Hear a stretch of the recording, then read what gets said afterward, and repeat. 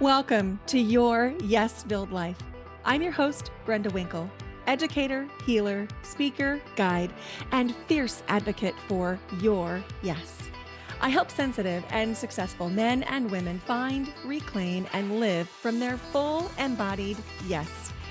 Through empowering you to understand your energetic hygiene, establish healthy boundaries, and heal your nervous system, you'll be able to create your yes-filled life and move through your days with more freedom, more ease, and more joy.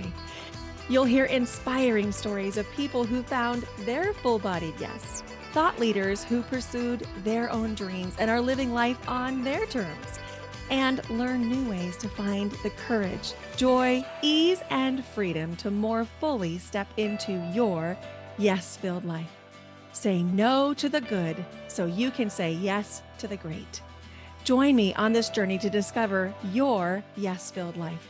Whether you're looking to break free from the golden handcuffs, start a new business, find your dream job, or simply live with more intention and mindfulness, I've got you covered. Let's explore the possibilities together and make your dreams a reality. Ready? Let's do this. Let's get you to your yes-filled life. Hello and welcome to Your Yes-Filled Life. I'm your host, Brenda Winkle. Today on the podcast, I'm so excited to be hosting Tiffany Moon. Tiffany Moon is an anesthesiologist and she was a Real Housewife of Dallas.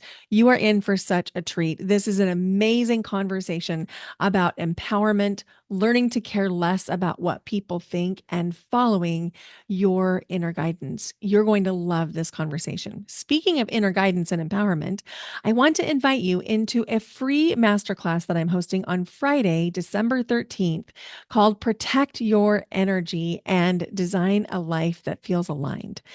You know, if you are a highly empathic or compassionate professional, entrepreneur, or light worker, you're taking on energy and emotion from people all day, every day. And I know that one of your greatest fears is that if you find a way to manage that empathy, you're going to lose the compassion. You're going to lose that connection with people. And I want to promise you that not only is that not true, you'll actually be more compassionate, more empathic because you'll be taking in less in your own body, which is going to increase your bandwidth and your capacity to show up for the people in your life. So come join me at this free masterclass. You can register and learn more by going to brendawinkle.com/energy, and I'll put that link in the show notes. This is a not to be missed masterclass where I'm going to be teaching you so many skills and tools so that you can maintain or maybe claim for the first time your emotional and energetic sovereignty. Okay, let's learn a little bit about Dr. Tiffany Moon. Having immigrated to the United States at a young age and graduating from medical school at the age of 23, Dr. Tiffany Moon is no stranger to hard work or perseverance. Tiffany lives by the motto that laughter is the best medicine and enjoys making her 2.5 million social media followers laugh. Not only is she a world renowned anesthesiologist, she's the founder of the Lead Her Summit and the CEO of Aromathesia Candles and Three Moons Wine. As a beloved TV and social media personality, she resides in Dallas, Texas with her husband, twin daughters, two dogs, and a pet chicken. I'm so pleased to introduce you to Dr. Tiffany Moon. Hi, Tiffany. Thank you for joining me. Hi, Brenda. It's good to be here. I am so excited for this conversation and so excited to meet you and to have the audience meet you. And I just want to jump in with a question, which is what is one thing you either did or didn't do that has led you to your yes filled life? Oh gosh. I mean, it probably is a little bit crazy, but I would say probably signing up to be a real housewife. Oh, I love that. Can you tell us more? When I had the opportunity to be a Real Housewife of Dallas, I was really hesitant about joining the show because, as far as I knew, the show was about women who often behaved poorly. Hmm. And I'm all for uplifting and empowering other women. And then to go on a show like Real Housewives that may be known for a lot of fighting and whatever the opposite of empowering other women is, was a conundrum for me. Mm. But I said yes to doing it. I only did one season, which was enough for me. And I'm glad that I did it now, 4 years later, because it opened a lot of doors for me, and it really taught me that I can take leaps of faith and do things that not might not be on my given path, because none of us saw that on our bingo card for my career trajectory. But I did it, and I did it in a way that was authentic and true to who I am, and who you see on the show, by and large, is who I am. Maybe not the best version of myself, but I stand by what I did and what I said on the show. And it opened up my eyes to the fact that I don't just have to be an anesthesiologist or just a mom, because it was doing that show that made me realize, oh, I can be an entrepreneur. I can be an influencer on social media. I can be a reality TV personality. Um, and until I did that show, I was really unsure that I would ever be anything besides, a doctor and just a mom. Just a mom in air quotes. Yeah. Right, in air quotes, because I think the hardest job in the world is being a mom. So whenever I meet people and my coaching clients and the Lead Her Summit attendees who came, one of the women who came, I said, "Oh, what do you do?" And she said, "Oh, I'm just a mom." I said, "No, no, no, ma'am. You are not just a mom," which is, your audience can't hear that, but when I did that, I had air quotes on, Mhm. because I don't believe in diminishing one of the most important roles that you can have as a human. Absolutely. I absolutely agree 100%. It's the hardest job I have ever done. Now, Correct. my daughter is 23, and so things are changing for me now. Like, it's a lot less hands-on time. She lives on her own. She's a fully functioning adult, and yet I still say it is the hardest job I've ever done. Yes, yes. Yeah. So I love what you said about the identity, the roles, the anesthesiologist, the mom, and then having this experience inside the Real Housewives where you could bring them all together and create this other version of you that incorporated the whole you. Right. What was that like as you were working through that process of bringing in the identities into one whole being? It was, cathartic in many ways, and I felt a vast sense of relief, because up until I had sort of been given that permission slip, I was playing small. I had ideas. I wanted to be creative. I wanted to be funny. I love making other people laugh. Like, there's no better way to be my friend than to laugh at my jokes. I'll like you immediately. And but in my role as an anesthesiologist at a trauma hospital working with often, cancer patients, there was not much of a role to be creative or funny. Mhm. And I felt stifled. I also love fashion and beauty and luxury handbags, and I'm not sorry for it. But back then I was. I hid my love for these things, you know? If we Mm, can call purse collecting a hobby, and shopping is cardiovascular activity, those were passions of mine, but I never talked about it because I always thought I need to be this serious doctor so that people take me seriously at work, because I was already, and any other female doctor will relate to this. As soon as I walked into a room, people automatically thought that I was the nurse. And there's mm, absolutely nothing wrong with being a nurse. One of my mhm. best friends is a nurse and I value their work, but I'm not a nurse. I went to Right. medical school and residency. And just the automatic assumption of being a young looking female, I didn't command authority and respect like when my white, tall male colleagues. Once I had a white, tall male medical student, and the patient kept calling him doctor, and I was like, he's the medical student. But anyway, I didn't show the full expression of myself at work, and I was at work 50 to 60 hours a week, so that was the only place I was. because I was afraid that it would diminish my authority as a professional who was taking care of people during vulnerable times. Mm. So I hid myself. I was not the fullest bloom of my flower because I was afraid what other people would think. And then I went on a show like Real Housewives. Well, when you sign up to go on a show like Real Housewives, you very soon learn not to care what other people think if you want to stay sane. Right. If you want to Right. stay sane. Because the comments came rolling in, people at work were looking at me. Some guy stopped me on the elevator and was like, "Did I see you on my TV last night?" I'm like, "No, you must have been hallucinating." Like, it just this whole world opened up. But in many ways, it was such an explosion of like going from being so scared and not showing any sides of yourself to Mhm. letting it all hang out. Like I went from like Mm. 0 to 100. Like it wasn't a slow process. It was like lift the blind, now you can see. Oh my And gosh. it was so jarring and so jolting that it kind of like woke me up from Mm. this, you know, dream I had been living in for the last 35 years. It was crazy. Your story is so relatable. I was a teacher for 26 years. And when you talk about like the seriousness and wanting to be the authority in the room, there was such a box that I felt trapped in that, like, even shopping for toilet paper or tampons in the same place where I taught felt um, almost shameful. Like Right.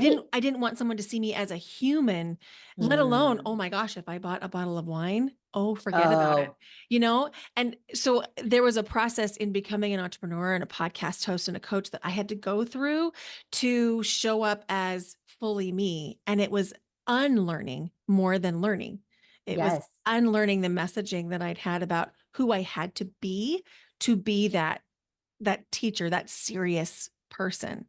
And when you talked about learning to not care what people think, your process took place really quickly. And you must have had either incredible strength or really big capacity for discomfort, because a lot of people, that would be so jarring, it might shut them down. Yeah, it was jarring. I mean, I cried more on filming Housewives than I have in my entire life. Like, I'm not a crier. Anyone Mhm. who knows me will be like, "Oh yeah, Tiffany doesn't cry." My husband was like, "What is going on with you?" But filming for the show is only 12 weeks. And I thought to myself, like, I could do anything for 12 weeks, you Mhm. know? I mean, I graduated from college early. I went to a competitive and challenging anesthesia residency program for 4 years. You know, I pulled all-nighters. I worked a 42-hour shift one time in the ICU. Mm. Like, I can film with these dramatic housewives for 12 weeks, certainly. Like, bring me Mhm. another glass of wine. Let's keep going. Right. And it sounds like it was kind of a personal development 12 weeks, in the sense that you had to learn to not care what people think. Yeah, that part took longer than 12 weeks. That part probably took like a year, 2 years, Mhm. because you film for the show, and then there's a period where they're editing it, and then you have to relive it again because it starts showing on TV, and people are talking about it, and you're expected to post on social media about it in order to get the viewer engagement up and stuff, and you're like, "This happened 6 months ago." Like, and Mhm. now I have to, like, tweet and like post about an argument that I had 6 months ago. It was stupid then and it's stupider now. Oh my goodness. Oh my goodness.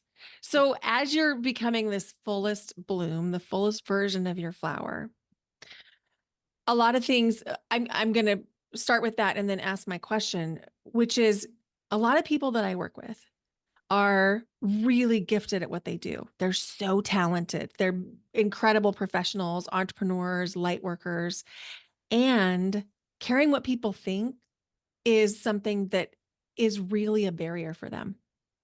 And it's one of the toughest things that they deal with. Even as they learn to step into their own power, it can still be really unsettling when someone is disappointed that you set a boundary, or disappointed that you didn't say yes to something that you've said yes to for the last 15 years.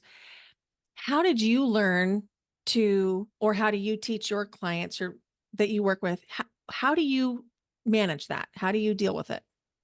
I mean, it's still a journey for me. I struggle with it. But I always say you have to enforce the boundaries that you set, or else everyone just learns that your boundaries are meaningless, right? Even with my children. If I Mm-hmm. say, like, TV is done at 8 o'clock and then it's 8:05, and I'm like, okay, finish the show, then they've just learned that, like, my boundary actually has no meaning. So as far as teaching my clients and stuff, I just say, like, who is the person that's asking you to do the thing? Or who's the person that's giving you their unsolicited opinion about something that you've chosen to share? Because a lot of the times they're like, "Oh, it's some rando on the internet." And I'm like, "Why do you care so much what a random person on the internet with 4 followers and no screen, like, it's like a picture of their dog or like a flower. It's like a faceless profile, but they said you're ugly or they disagree with your opinion. Like, who cares?" And when I say, like, to learn not to care what other people think, of course, I still care what other people think. I care what my husband thinks. I care what my friends think. I care what my children think. But it's to restrict your caring to the people that you care about Hmm. and stop listening to these random voices coming at you through the internet. Because before social media, honestly, these people would have never had the access to even tell you what they think. But now social media sort of equalized everyone, right? Like if you have a screen name and a keyboard, you can say whatever you want. No, you can't. Not to me. I will so fast block, delete everything on a person because I'm like, who are you again? Yeah, sorry, I'm not listening to you. Like, you don't matter in my life. And some people may think that that's kind of mean, but eh, as you grow, there will be more positivity and negativity in your life. And the negativity, just if it's not serving you, if everyone's saying the same thing and saying, like, oh, you said this and that could be taken the wrong way, or we think, yeah, listen to those people. But the one off comments, I say absolutely pay them no mind. I love that. And I love how you highlighted, what I call, or Terry Cole also calls the VIP section, like the people that are really important to you, their voices matter. And we can maybe discount some of the other voices and opinions. So I'm curious, one of the things that I'm witnessing and observing about you is that you have woven together all of your life experiences, the doctor, the mom, the TV star, and you have this beautiful amalgamation of all the parts of you. And I'm wondering what life feels like now compared to, let's say, 5 years ago. I would say now I feel like I finally stepped into who I was supposed to be. Mm, 5 years ago, I wasn't unhappy. That's not the sentiment that I want to bring. I just was unfulfilled. I was working full time as an anesthesiologist with, I guess, 5 years ago, I had 5-year-olds. I never saw my kids in the morning because I had to be in the operating room at 6:30 and they don't wake up until like 7:15. And then frequently at night, depending on what time I was getting out of the OR, I didn't see them much or I saw them for like an hour or two. And mhm, I just didn't feel I looked around and I was just like, is this it? Like, have I busted my tail my entire life, which I had, to get here? It just felt so unsatisfying. And mhm. and people are gonna be like, "Oh my god, she's so ungrateful, this girl, because she's a doctor, she has a loving husband, she has these beautiful children." And I'm not saying that I wasn't full of gratitude, but I just felt like I had something bigger in me, Mhm. and clocking in at the hospital and clocking out every day wasn't it.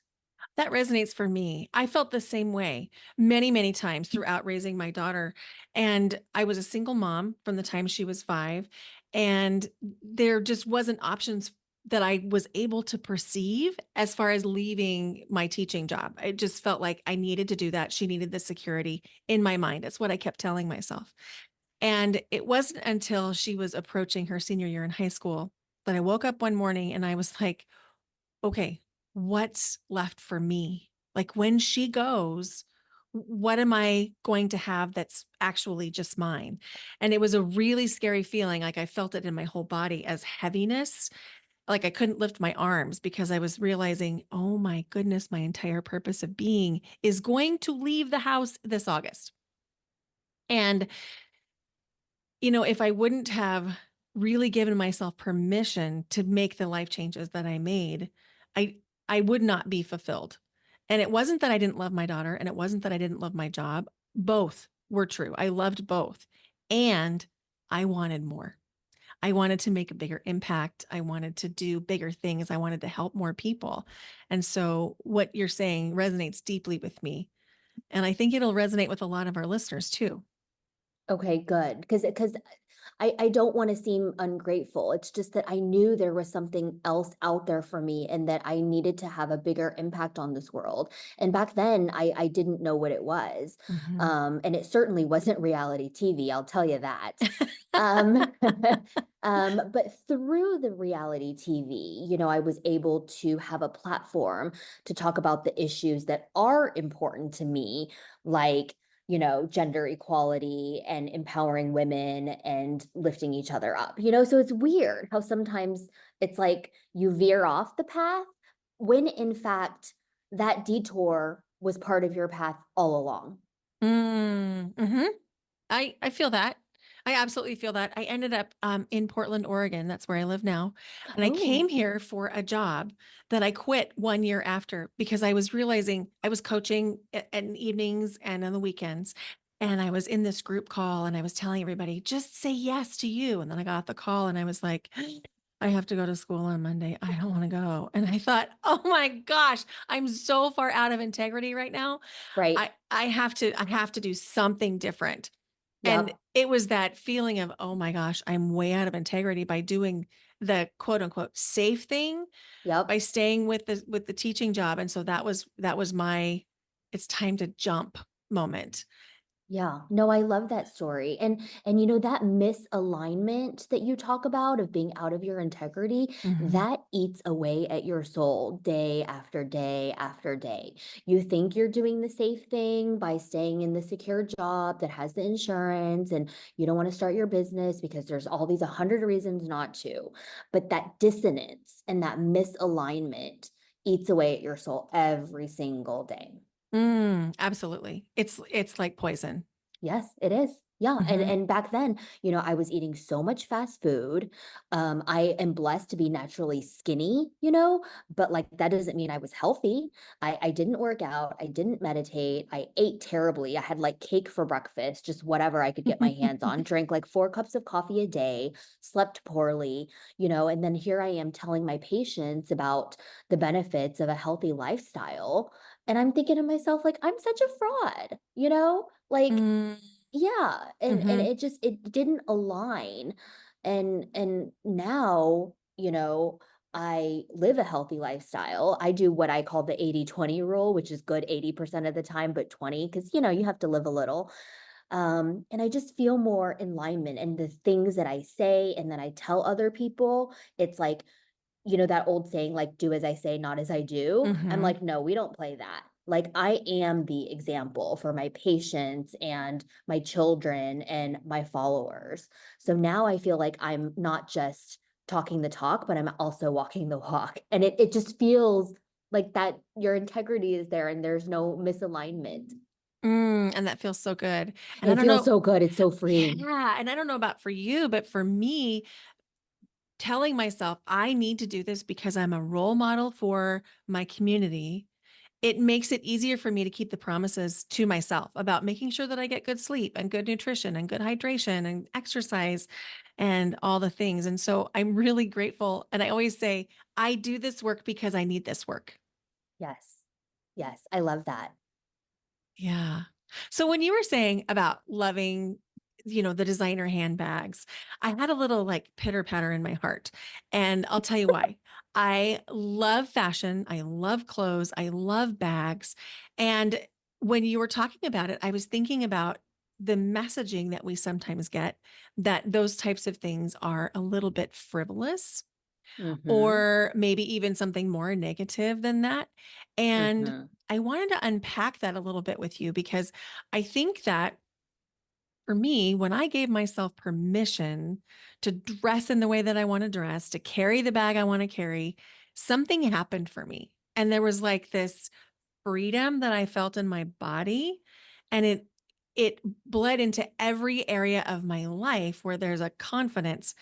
Is it about the bag?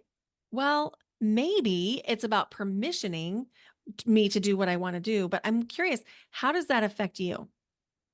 I would venture to say that it wasn't about the bag, and it was about that extra pep in your step and holding your head just a little bit higher that day because you felt good, because you looked good, and then you did good. That's right. It's all in alignment there. And yes, people say that it's frivolous at best, wasteful at worst. I don't know.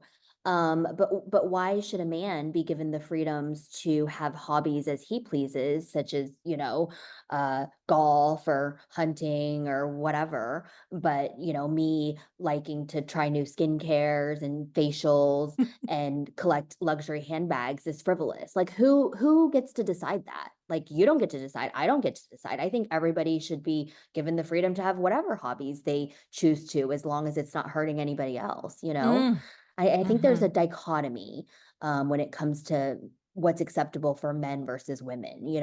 Women tend to have more acceptable hobbies, such as cooking or gardening or sewing, knitting, which, Mhm. if you distill it all down, all those hobbies benefit someone else, That's right. usually the That's home. why I was laughing. Is because Right. if your hobby, quote unquote, is cooking, Correct. you're also feeding the family. It's very Yes. utilitarian, even if it Yes. is a hobby.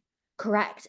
God, how I wish my hobby was cooking, but Me that too. is not the way that the good Lord made me, and I can barely make some scrambled eggs without messing something up in the kitchen? So I've been blessed with many talents in life, and cooking is just not one of them. I don't have the patience for it, and quite frankly, I'm not a picky eater. So if you put something mildly palatable in front of me, I'll eat it. So I always say, if you don't cook, then don't complain. I love that. I think that Yeah. you've raised some really good points about the hobbies that sometimes are socially acceptable are also Yes. benefiting the family. Yes. And I think that there's a beautiful permissioning there to really examine, are the hobbies for you or someone else? Yeah. Or have you been socially conditioned to like these hobbies because when you do them, you're being praised or, something of that sort. Mhm. So yeah, I think a lot of this really does go back to women needing to give themselves permission to, you know, buy the bag, have the hobby, take the trip, all those things.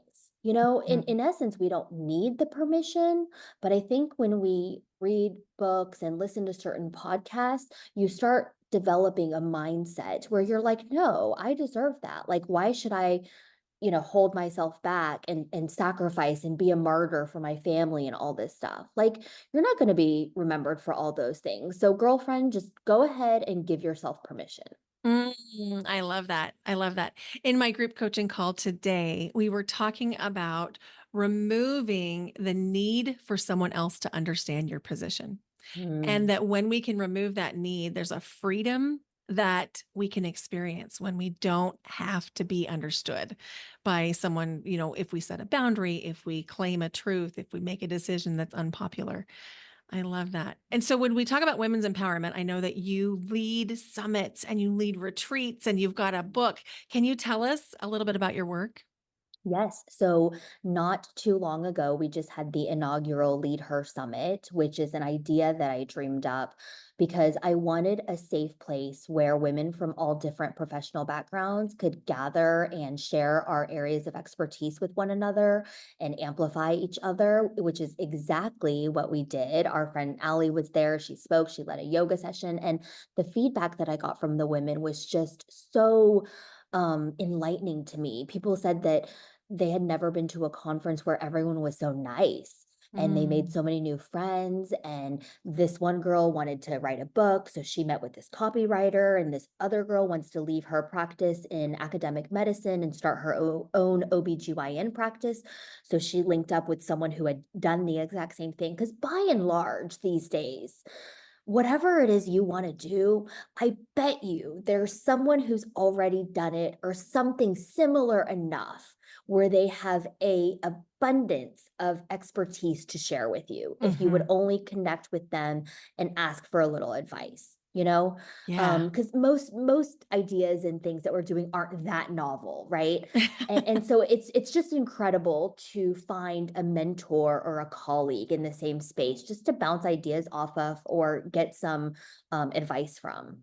So Lead Her Summit was in November. It was the inaugural one. We had 180 women in the room. It was incredible. And speaking of luxury handbags, I gave away one of the Birkins from my closet to an Oh attendee. We my just had a goodness. raffle for it. And it went to the most wonderful person. And I didn't know who was going to win it. I mean, it's like a raffle thing, and I just reached my hand in and picked one, but she was the exact person who I wished would have won the raffle. So it all worked out. She's a single mom, a pediatrician, and just the sweetest soul. And I told her, I said, if luxury handbags aren't your thing, because they're not everyone's thing. Like one of my best friends is like, you spent how much money on a bag? I said, you can sell it. There's a secondary market for them. They're very popular, and you can take the money on, go on vacation or pay off your student loans. I don't know, whatever your situation is. And she said, no, this came from your closet. I'm keeping it. And I said, okay, girlfriend, I expect you to carry it everywhere then. That's Um, amazing. so that was the summit. And then at the end of February, I'm having a retreat in Cabo at a really exclusive adults only boutique hotel. And over the span of 4 days, 3 nights, we're going to do kind of like in-person intimate workshopping. Because for the summit, I had 180 women in the room. We had keynote speakers, panels, breakouts, but it's really hard to connect with people because it's just such a big space, and Mhm. people would pull me aside and I'd try to have a conversation with them, but then I'd have to go and do the next thing. So the retreat is meant to be more of a high touch point, intimate workshop, which is why I limited it to only 20 people so that we could actually like talk about stuff that we need to talk about. So we have mind body health topics. Allie's going to be leading some exercise classes for us. I have a talk I'm going to give about how to build your brand, because we're all our own brand. People are That's like, right. I don't have a business. I don't need to build my brand. No, honey. Yes, you do. Talk about social media and actually taking someone through how I get the ideas for which TikToks or Reels to create, and how I shoot it and how I edit it and how I post it, kind of like behind the scenes, how the sausage is made. And just like all the things that we talked about at the summit, but like more in depth. And Mm. that retreat is almost full. We just have a handful of spots left for that. And then after that, my next big project is my book, which I've been working on for 2 years, entitled Joy Prescriptions.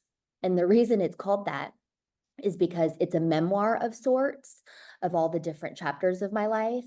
But at the end of each chapter, I leave the reader with a joy prescription to take back to their life and infuse more connection, gratitude, and joy into their life. So take the lesson that I learned in my life and take it back to your life so that you can live more authentically and with more joy. Because it took me like 35 years to figure this out. So hopefully, other people can learn it a little sooner. Oh, I love this. I love everything about it. So if people want to connect with you on social media, where can they find you? I'm on all the platforms, but mostly Instagram and TikTok at Tiffany Moon MD. The Lead Her Summit retreat can be accessed by going to our website, which is Lead Her Summit. And Joy Prescriptions is already available for pre-order on all the major online bookseller websites. And you can get through to those by going to joyprescriptions.com. Amazing. This is so good. So for someone who is feeling like, oh my gosh, I'm almost ready to take the leap. What advice would you give her? Just take it, honey. Just take it. Because we overthink it. And when we overthink it and we ask people for their opinion, they'll talk us out of it. Because as you know, in the coaching world, our brain wants to keep us safe. Mhm. Our primitive brain wants to scan the environment for change and potential threat and keep us safe by doing what we've always done. So any major change, like signing up to go to a retreat or a summit or a coaching course or a mastermind, you're like, your brain is going to give you 100 reasons why not to do. Oh, that schedule doesn't work out. Oh, I shouldn't really invest that much money in myself. I should, save it or something else like that. No, like you ultimately have to decide, like, I need this. This is for me. This is an investment in myself, my growth. Mhm. And actually, when you do well and you are the fullest bloom of your flower, you affect the people around your life differently because That's that right. energy, that excitement, that empowerment, it's contagious. And I've never seen anything more powerful than a woman who is empowered and on a mission. 100%. And back to your point about, talking to other people and getting opinions from the committee, if we have any wobble in our commitment, they will feel it and they Yep. want to keep us safe. And so they'll talk us out of things just because they love us. And so sometimes we have a tendency to talk too soon to our committees, to the people that we love, our families, before we're really solid in the decision. So I would also add, just make sure you're really solid in it before you start talking about it, or your loved ones will talk you out of it. Yep. I didn't tell anyone I was writing a book until it was almost done being written. I didn't tell anyone about the summit until I had already secured my speakers and, opened it up on a website so that someone who didn't like the idea would talk me out of it. And I'd be like, you know what? Never mind. I'm not doing it, you know? Mhm. Yeah. I did the same thing. I launched the podcast with like 3 episodes before I told anybody that it was happening. It was Yep. like ready to go. And same thing with my business. I didn't tell anybody, "Oh, I'm going to quit teaching and go work full time for myself," until it was done because I knew people would talk me out of it.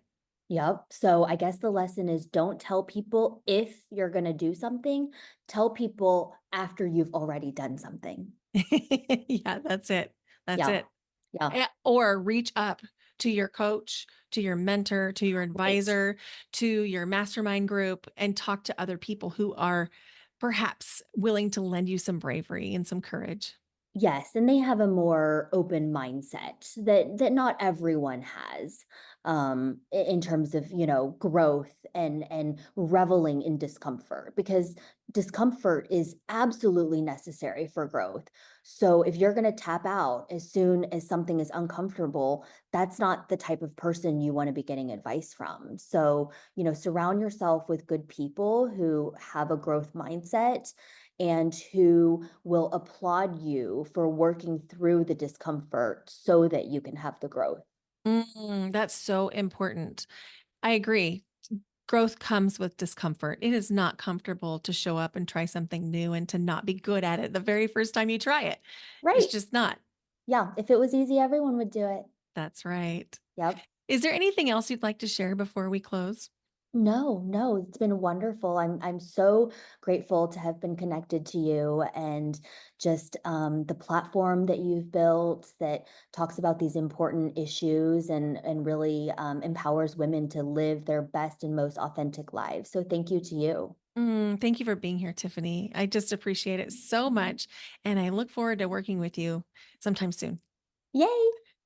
I absolutely loved that conversation with Tiffany Moon, and I hope that you did too. One of my personal big takeaways, there was more than one. I'm going to give you a few, but it took Tiffany a while to learn to care less about people she didn't deeply care about. And I think that that was such a pivotal takeaway for me, thinking about if we prioritize everyone who comes at us with an opinion at the same level that we would prioritize our loved ones, we're making decisions that are completely out of alignment for us. And I love that as someone who teaches a lot about boundaries. That was a way of phrasing it that I just hadn't quite considered before. And I just found that to be amazing. The other thing that I really took away from this conversation is how important it is for each of us to find the things that light us up. In Tiffany's case, it was shopping for beautiful bags. And she mentioned how there was such a dichotomy in our culture about what men and women are each allowed to do as a hobby. So, invitation to find something that really lights you up, and bonus points if no one else actually benefits from your hobby, so that it really is something that nourishes you. You won't want to miss the masterclass that I'm teaching on Friday. Register and learn more at brendawinkle.com/energy. And I am opening up my calendar in 2025 to take on a handful of one-on-one clients. So either email me, brenda@brendawinkle.com, or message me on Instagram at Brenda Winkle to learn more about that. If you loved this episode, would you please consider sharing it with a friend?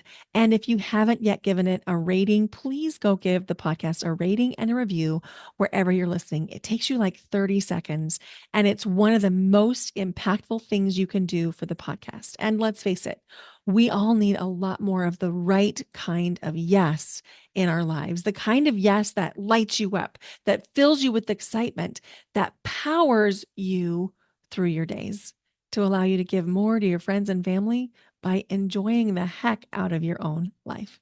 Thank you so much for being here. Bye for now. Until next time.